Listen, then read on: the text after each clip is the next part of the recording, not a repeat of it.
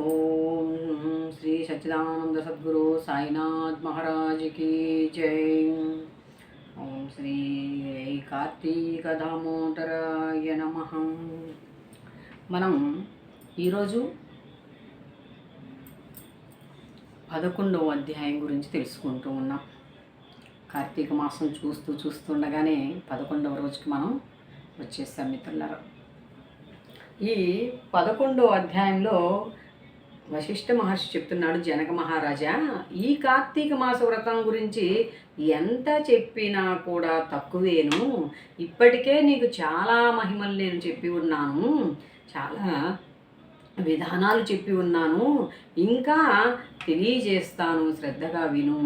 ఈ ఏకాదశి రోజు ఎవరైతే ఇంకా కూడా కార్తీక మాసంలో ఏకాదశి ఇంకా పౌర్ణమి తిథుల్లో అవిసె పూలతో కానీ విష్ణువుని కానీ అర్చించినట్లయితే అనంత ఫలితాన్ని పొందుతారు అని చెప్పాడు. ఈ కార్తీక మాసంలో మనకి అవిసాకు, తుమ్మాకు, తుమ్మి పూలు ఇటువంటివన్నీ కూడా తుమ్మి పూలతో శివుణ్ణి ఆరాధించడము ఇలాంటివి ఎన్నో ఉన్నాయి. బిల్వదళాలు, ఇంకా బిల్వదళాలతో శివకేశవుని అర్చన చేసిన అనంతమైన ఫలితాన్ని పొందుతారు అని చెప్పి కార్తీక పౌర్ణమి మహిమని తెలియజేస్తాను అని చెప్తాం మొదలు పెడతాడన్నమాట. దీనికోసం నీకు ఒక కథ చెప్తాను, శ్రద్ధగా ఆలకింపు జనక మహారాజా అని చెప్పి. పూర్వం కళింగ దేశంలో ఒక బ్రాహ్మణుడున్నాడు. మందర అనేటువంటి నామం కలిగినటువంటి నామధేయంతో ఒక బ్రాహ్మణుడున్నాడు. అతను ఆ బ్రాహ్మణ వృత్తిలో ఉండి కొంతమంది ఇళ్లలో వంట చేసేటువంటి వృత్తిని ఆచరిస్తూ ఉన్నాడు. ఆ వంట చేసే వృత్తిని ఆచరిస్తున్నప్పటికీ అతను ఫుల్లుగా బ్రాహ్మణుడే కానీ ఫుల్లుగా మద్యాన్ని సేవించేసి మధుమాంస భక్షణ చేస్తూ జీవిస్తూ ఉన్నాడు. అంతేకాకుండా ఎవరిళ్ళైనా వండినప్పుడు ఇతను అపరిశుభ్రతుడై ఉన్నాడు కదా, అస్పృశ్యులు లెక్కే కదా మరి ఇతను. అంటే నియమనిష్టలతో అతను వండి పెట్టిన వంటను తినేలాగా ఉంటారు వంటవాళ్ళు.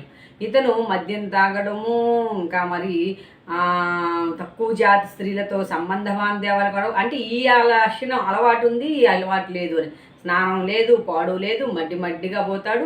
పైకి మాత్రం కపట నాటకాలను ధరిస్తూ త్రిపుండ్రాలను దిద్దేస్తాడు, స్నానం సంధ్యం లేకుండా అలా ఉన్నాడు.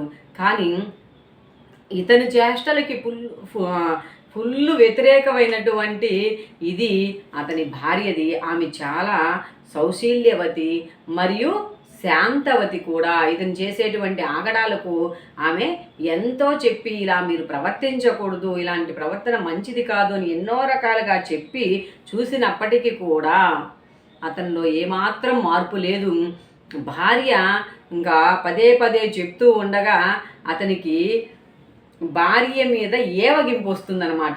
ఈ నసపడికి అంటారు కదా, ఏదైనా వాళ్ళలో ఉన్నటువంటి అసమర్థతను మనం వేలెత్తి చూపినప్పుడు అది పురుషుడైనా కావచ్చు, స్త్రీ అయినా కావచ్చు, తిరుగుబాటు చేయలేని పక్షంలో కొన్ని మీకు తెలియకుండా ఎక్కడో దగ్గరికి వెళ్ళిపోతాను అలా ఈ మందరుడు ఈ భార్యతో ఏగలేను, నేను నా ఇష్టమైన జీవితాన్ని నేను అనుభవిస్తాను అని చెప్పేసి అక్కడి నుంచి కళింగ దేశం నుంచి వంగ దేశం వైపుకి తన ప్రయాణాన్ని మొదలుపెట్టాడట, బెంగాల్కి.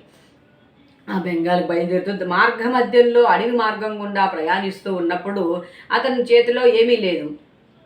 ఆ వంట వాళ్ళు ఇచ్చిన గిబ్బులు ఏం చేసేవాడు, అనవసరమైనటువంటి ఖర్చులు తగలేసేవాడు కదా వంటను ఇచ్చినటువంటివి. ఇప్పుడు దాన్ని పోతున్నాడు, ఆకలి అయిపోతూ ఉంది. ఆకలికి మరి ఏదైనా దొరికితే బాగున్ను అనుకున్నాడు. ఎక్కడ అతనికి ఏమీ లభించలేదు.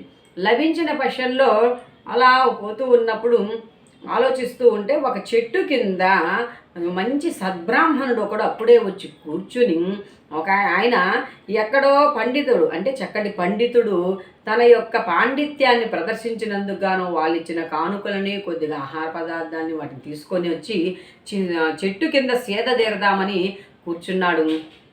ఆయన దగ్గరికి వెళ్ళి అడిగి చూశాడు. అరే ఇక్కడ ఏదో నాకు భోజనం దొరికేటట్టుంది అనుకున్నాడు. భోజనాన్ని అడుగున్న పోను అతను అవన్నీ చూసుకుంటూ ఆ మూటలు విప్పి చూస్తున్నటువంటి పక్షంలో అతను ఆహార పదార్థాన్ని అతన్ని ఏం చేస్తాడు, ఇతను దాన్ని దోచుకోవాలి, ఆకలితో ఉన్నాడు, కొంచెం తన ఖర్చులకి అప్పటికే కొద్ది కొద్దిగా అక్కడక్కడ దారిలో వస్తున్నప్పుడు అక్కడక్కడ కొంచెం ఈ యొక్క దొంగ వృత్తిని చేస్తూ ఉన్నాడు. ఇప్పుడు అతని దగ్గర నుంచి దాన్ని అపహరించేదానికోసం అతన్ని అక్కడే చెట్టు కిందే చంపివేశాడు. అంటే ఎంత క్రూరత్వానికి చూడండి. అందుకే ఒక చెడ్డ అలవాటు పడింది అనుకోండి, అది ఇది ఇది ఏం చేస్తే ఏముంది, అది చేస్తే ఏమవుతుందని ఒకదానెమ్మట ఒకటి చేసుకుంటూ పోవాల్సినటువంటి దౌర్భాగ్యం ఏర్పడుతుంది. అందుకనే మొట్టమొదటిలోనే ఒక వ్యసనం భారం పడకుండా చూసుకోవాల్సిన ఆవశ్యకత ఎంతైనా ఉంది. అలా ఇతను సరే అక్కడి నుంచి దోచుకొని దాన్ని తీసుకొని, అబ్బా బంగారు దొరికింది, ఈ బంగారం నేను ఎక్కడో ఇక్కడ అమ్ముకొని సొమ్ము చేసుకుంటాను, నాకు గడిచిపోతుంది అనుకుంటూ బయలుదేరేటప్పటికీ అడవి గుండా ఒక కిరాతకుడు వస్తూ, ఏంటి నీ చేతిలో ఉన్న మూట ఏమిటిరా నాయన ఎదురవుతాడు. ఆ మూట ఏంటి, ఏముంది దాంట్లో నాకు ఇవ్వు అంటాడు. మూటలో ఏముంది, కూరగాయలు మట్టో మసానం. అవునా, సరే ఆ మట్టో మశానమో ఏదో నాకు ఇప్పి చూపించు అన్నాడు. నేను ఎందుకు చూపిస్తాను చెంతాను అనగానే ఆ కిరాతకుడు కొంచెం కోపం వచ్చింది. కోపం వచ్చి ఈ చేతిలో ఉన్నటువంటి కత్తి తీసుకొని ఇతన్ని పొడి చేసి ఆ మూట కాస్త తీసేసుకున్నాడు. ఇతన్ని కొట్టడంతోనే అక్కడికక్కడే ఈయన చనిపోయాడు. చనిపోయిన తర్వాత ఈ కిరాతకుడు అక్కడ వ్యాఘ్ర రూపంలో ఉంటుందన్నమాట. పులి ఒకటి దాడి చేస్తుంది అతని మీద. పులి దాడి చేయగానే కిరాతకుడు దాని మీద కూడా చేస్తూ ఆ కిరాతకుడి మీదకి దాడి చేస్తుంది ఆ పులి. కిరాతకుడు చనిపోతాడు. అతని దగ్గర మూట అంటే ధనం చూడండి.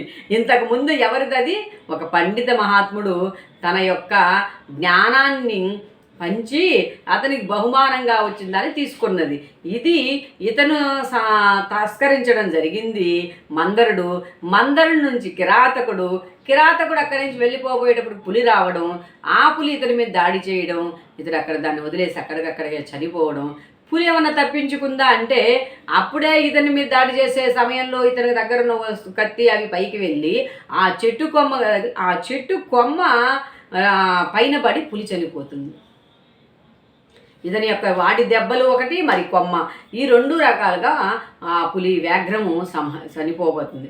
ఈ పండితుడు మాత్రం ఎంతో సద్గుణాలు సద్లక్షణాలు కలిగినటువంటి పుణ్యాత్ముడు కాబట్టి, సద్బ్రాహ్మణుడు కాబట్టి ఆ చనిపోగానే అతను పుణ్యలోకాలకి వెళ్ళిపోయాడు. వీళ్ళతో సంబంధం ఉంది. ఇక్కడ మొత్తానికి నలుగురు అయితే ఆ పండితుడు వెళ్ళిపోయాడు. ఈ ముగ్గురు ఉన్నారు కదా, చనిపోగానే వీళ్ళని యమభటులు వచ్చి తీసుకెళ్లారు వాళ్ళ లోకానికి. సరే ఆయన కథ అలా ఉంది. యమలోకానికి వెళ్ళిపోయారు. వాళ్ళ ఇదిని వాళ్ళు అనుభవిస్తూ ఉన్నారనమాట ఆ ముగ్గురు.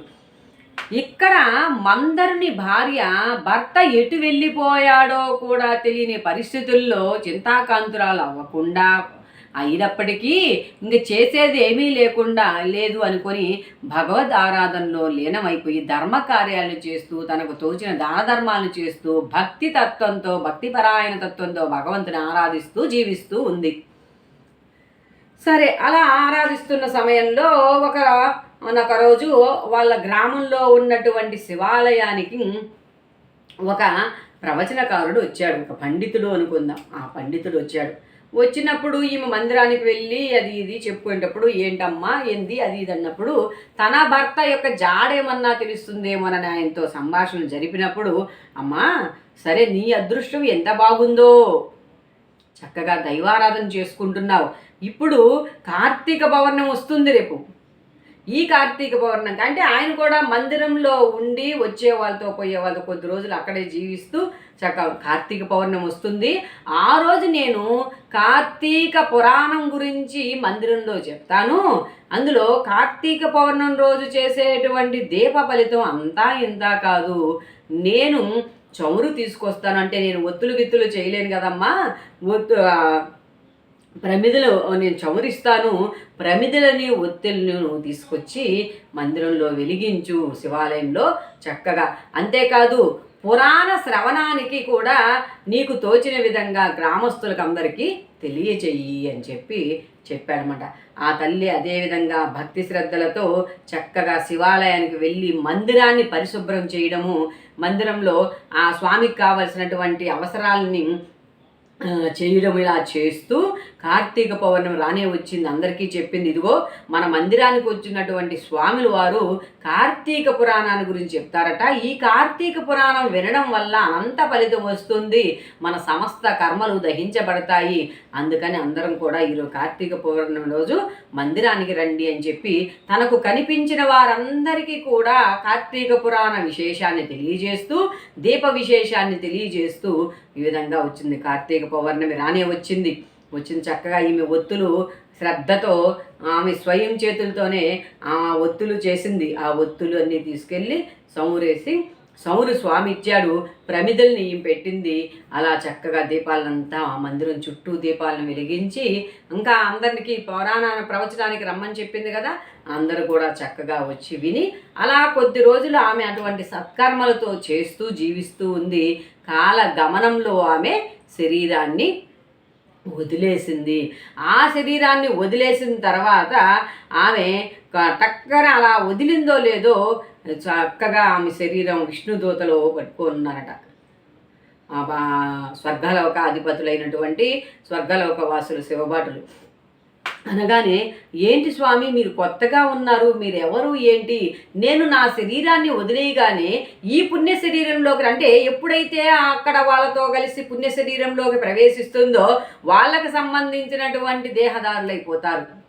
అందుకని ఎక్కడికి నన్ను తీసుకువెళ్తున్నారు ఏంటి అని అలా దారిగా ఉంటే, ఇప్పుడు మనం ఇక్కడి నుంచి షిరిడీకో లేకపోతే మరి శ్రీశైలమో లేదా కాళహస్తి ఇట్లా బయలుదేరాలంటే దారికో నాకు కొన్ని స్టాపులు ఉంటాయి కదా, అలాగే ఈ తల్లిని తీసుకెళ్లే సందర్భంలో కొన్ని లోకాలను దాటుకుంటూ ఆ నరక లోకంలో కూడా వీళ్ళు వెళ్ళారు.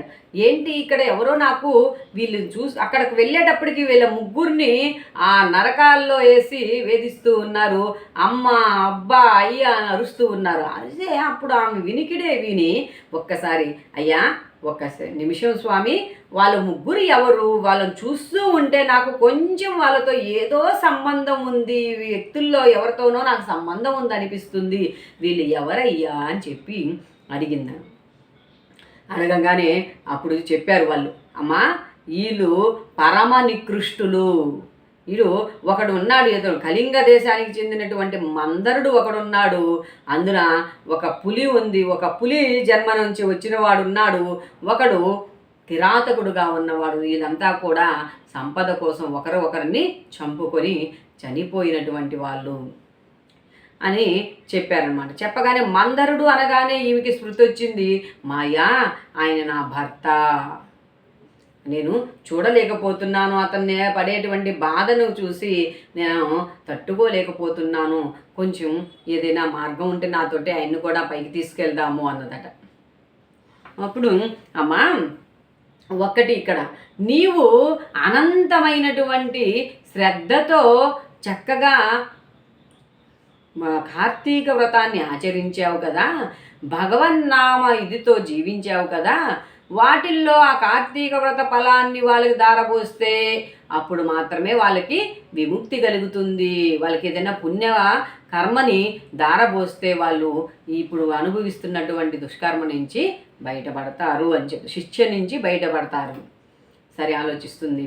ఆలోచించి కార్తీక పురాణ శ్రవణం కోసం రమ్మని అందరినీ ఆహ్వానిస్తూ పిలిచిన పుణ్యాన్ని ఒకరికి, ఒత్తులు చేసినటువంటి ఫలాన్ని ఒకరికి, ప్రమిదల్లో దీపం వెలిగించినటువంటి ఫలాన్ని ఒకరికి, ఇలా ఆమె ధారపోసింది. అప్పుడు ముగ్గురు కూడా ముక్తులవుతారు. అప్పుడు ఈమెతోటే వాళ్ళు కూడా పైలోకానికి వెళ్ళేందుకు అర్హతను, యోగ్యతను పొందుతారు. అప్పుడు ఆ తల్లి అంటుంది, ఇంక సరే నాయనా, నాకు ఉన్న పుణ్యం అంతా నేను ధారపోసాను కదా, ఇప్పుడు నా పరిస్థితి ఏంటి, నేను ఎక్కడ ఉండాలి ఏంటి అని అడుగుతాడు. అప్పుడు ఆ దూతలు చెప్తారు, భగవద్దూతలు చెప్తారు, అమ్మా నీవు పరోపకారం కోసం పరులను ఆ పాప పంకిలం నుంచి తప్పించేందుకు కాను నువ్వు చేసినటువంటి ఆ యొక్క పుణ్యాన్ని దేన్నైతే దారబోసేటువంటి హృదయాన్ని కలిగి ఉన్నావో అప్పుడు నీకు 1,00,000 రెట్ల పుణ్యం అధికమయ్యింది. కాబట్టి నువ్వు కూడా చక్కగా లోకాలకి ప్రయాణిస్తావు అని చెప్పి చెప్తూ వస్తారనమాట. అలా ఇది అంతా ఇంత కాదు. కార్తీక మాస మనం మొదటి నుంచి చెప్పుకుంటూనే ఉన్నాం. కాబట్టి తప్పకుండా మిగతా రోజుల్లో పాటించినా పాటించకపోయినా కార్తీక పౌర్ణమి, కార్తీక ఏకాదశి, ద్వాదశి తప్పనిసరిగా మన నియమానుసారం మన కోటి సోమవారం జరుపుకున్నాం. అలా చక్కగా ఆచరించి తీరవలసినటువంటి నియమాలు మనకు అందుబాటులో దొరికితే బిల్వ పత్రాలతో పూజించుకుంటూ చక్కటి ఇదిని చేసుకుని, అందుకనే మనకి మిగతా రోజుల్లో అన్నా మందిరానికి వెళ్ళలేకపోతే కనీసం కార్తీక పౌర్ణమి రోజైనా వెళ్ళి 365 ఒత్తుల్ని మనం గోధుమ పిండి కానీ ఏదైనా పిండిని కానీ లేదా ప్రమిదిని కానీ చేసి వీలైతే ఆవు నేతితోనూ లేదంటే చక్కగా నువ్వుల నూనెతోనూ దీపాన్ని వెలిగించిన అనంత పుణ్యాన్ని పొందుతారు. ఆచరించినందువల్ల సర్వశుభాలను అందగలరు అందరూ అని చెప్పి ఆ అధ్యాయాన్ని అలా వశిష్ఠ మహర్షి జనక మహారాజునికి చెప్తూ మీ ద్వారా మనందరం ఈరోజు పంచుకుంటూ చక్కగా ముందుకు వెళ్తూ ఉన్నాం. జై సాయిరామ్.